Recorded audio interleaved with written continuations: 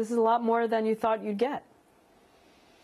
Well, no, it's what we knew we wanted to get and had to get, but you never know in a negotiation if you'll get it. But we knew we were going after something important. I've said continually, we got to have a good deal, and we have to close off those pathways, and that's what we've been working to do. What's to say that Iran's not going to come back when you're doing the final negotiating and try to reopen all of this? Then they don't get an agreement. I mean, look, we're very clear about where we are. I'm quite confident about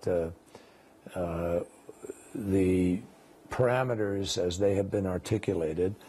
They will have a narrative that is different from ours, obviously, and we will have what we have. Several members of Congress are already coming out against this agreement. They seem to have a veto-proof majority for a vote, for a say. They could kill this.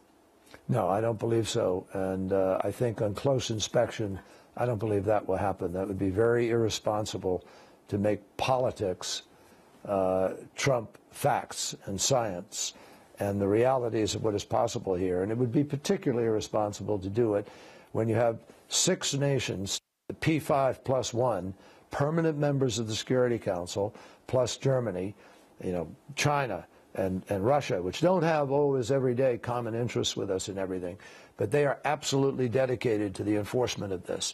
So I think that really some of our senators and congressmen need to step back, take a deep breath. You've spent more time with the Iranian foreign minister than most foreign ministers you've been meeting with, and certainly more than any U.S. official has spent with an Iranian official in 30 years. What was the most surprising thing about these negotiations? Take us inside there. Well, I think there was a seriousness of purpose. People negotiated hard. It was tough, very intense at times, sometimes emotional and confrontational.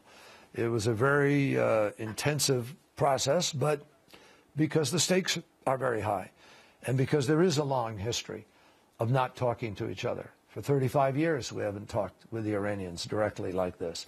So we're not basing this on a naivete or trust or some element of good faith. This is based on real steps, real accountability, real measures that have to be implemented, and on accountability if they're not. Does this help you with Iran, with other areas, for instance? I have no idea, Yemen and because Iraq? we didn't talk about it. We didn't talk. Iran has a lot of challenges right now with the rest of the community in that region. And we've made it clear that an Iran without a nuclear weapon is better than, given some of what's happening in the region, an Iran with a weapon.